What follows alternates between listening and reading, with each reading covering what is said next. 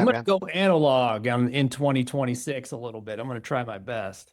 Yeah, that's cool. All the artists will appreciate that. AI has been definitely a topic of discussion, like in the artist world, musician world for sure. I'm hearing someone sing like a backing yell track or something, and I'm looking around, there's nobody singing it. And then I was like, oh, I'm hearing like a synth or a guitar harmony. I'm like, okay, that's not happening. So where is it happening? And I'm like, oh, they do backing tracks. They're always sketchy. Hey, come to my car. I got something to show you, right? He plugged into AI. When he asked for a guitar sound that sounded like this, there was a vocalist, it was like this female vocalist. I was like, oh, this girl can really sing. I realized it wasn't someone singing. It was AI.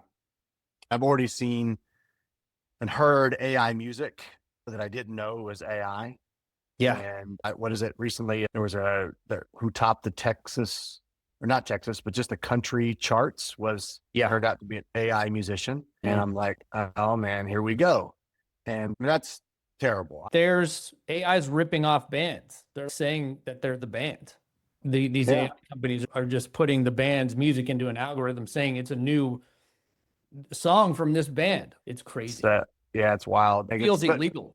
But it's so easy to do. It loses the stank. It doesn't have that stank that makes it great. Yeah. We're writing right now, and then we'll go, and we want to make it very clear, like in our album, we're going to say everything has been performed by a human. By human. John Bonham wasn't playing to a click. Correct. And that's where we're at. We don't believe in that. We feel like the music we write, it should groove and move. Another cool thing is I listen to records like this, like bands like the Black Crowes, for instance. One of my favorite bands. Great band. People who listen to this like already know this, but they have imperfect tracks that they've kept on the records, which I think is totally fucking cool, man. That's where the magic is, or the stank is what my drummer calls it. That's the magic. And it takes a stepping away from your ego to do that, to be able to like, hey, to be okay with it not being perfect. And that studio that we started at actually closed down, didn't make it. And so it was a whole other deal. So that album was an anomaly from beginning. The best take, that's what we're going to use. That's awesome. And it was actually a lot of fun that way. And some cool things happened. Because then when we do go back to double guitars, say, it's not perfect and it sounded cool. Third record's real important, I feel like, for a band of really trying to hone into who we are and what kind of music we truly want to write. First record was the guitar player and I kind of writing songs back and forth.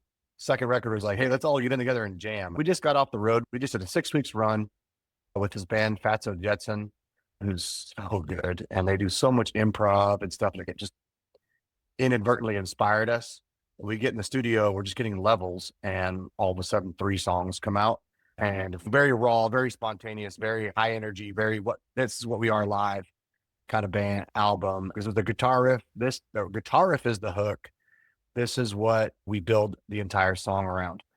Whereas this next record, it was written as a band in the room together. Nothing was cut and pasted and moved around. It was written as a band. And I think we honed into our sound more. I was like, okay, so I got to make this song cool. Shit. I'm 48. Yeah, just turned 45. Oh, okay. Yeah. We came from the school, even back in the day when I was in bands when I was a teenager, and record labels were still developing bands. And it seems like High Desert Queen has been on that trajectory. As a guy in Ohio, in Cleveland, Ohio, I'm still trying to, as a musician myself, like I've been in bands my whole life, but I've taken the last 6 months off of doing any kind of music because I just needed the time to like clear my head after 35 years of doing this.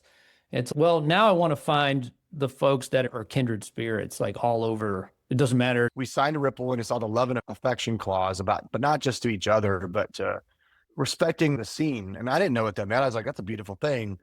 I even call it the largest family reunion for a reason, because you literally are seeing the family every year at the festival. I even quit my full-time day job just to find a way to be more involved in the scene as much as possible. I think right now I'm like the only American booking American bands on European tours. It's exciting. There are bands. Yes, there's some mega famous bands that they do nothing but write the music because they have someone who does everything else for them. But most of us, like 99% of us, don't have that luxury. Whatever we can do to elevate the scene is going to help everybody in the scene. It's not, what I've always noticed about the scene here is not a competition of, no, I'm not going to do that for you because then that could tread on my turf or take money away from me. One thing that One thing that like all these streaming and the internet and things that have taken away is that it's taken away the massive record contract of when we become a band, you get signed and it's all our problems are over and now we're going to be on the radio and blah, blah, blah. But as a fan, it has, man, the access to good music that we have now Yeah. is literally overwhelming. I think that for too long, we have relied on the radio to tell us what we're supposed to be listening to. And that's why AI music has a chance because they don't care. They're like, we'll just listen. If it's AI, I don't care. There's always like there's some bands that have gone from the underground that obviously crossed over to the mainstream that have still kept that credibility of being underground, like the Queens of the Stone Ages and bands like that that can still play the what I call the mega fests, these massive festivals and whatnot. So it's possible. There's a lot of changing going on at the post-COVID world of music, and the venues are struggling a lot. And the big bands who are playing the arenas are now playing like the large rooms, and the large room bands are playing the smaller rooms. Why don't you go do 5 nights at the local theater and charge $50 a ticket across the board, general admission, every Yeah. ticket's $50. Yeah. And And do something create like the most that. and create the most memorable experience that you possibly can for everybody that was there. When you buy a ticket to see the bands on the bill, you should have the opportunity to see all of those bands. You don't have to, but you should have the opportunity to. Because I can't tell you how many festivals I've gone to where I've had to make decisions. Well, this band's playing at the same time as this band. The business model's never been to make money, but and it's still not. The business model is to allow it to continue. I have a huge portion of my festival now is I promise you I'm going to book a band you've never heard of and that you're going to be wowed by them. The family really is getting back together. And I always say it's the family reunion you actually want to go to. $600 for 1-day pass or a 2-day pass. That's insane. People don't have the disposable income for that anymore.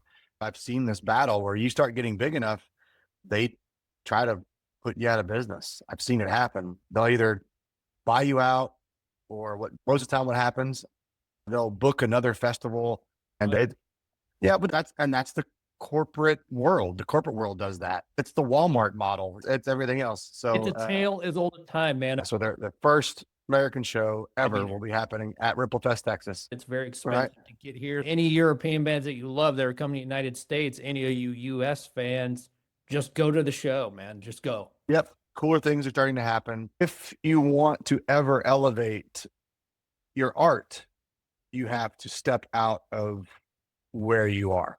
You have to step out of, and that's in genre, that's in comfortability, that's in your scene, everything. It's just the only with the road is the true teacher, and you grow so much from the road for sure.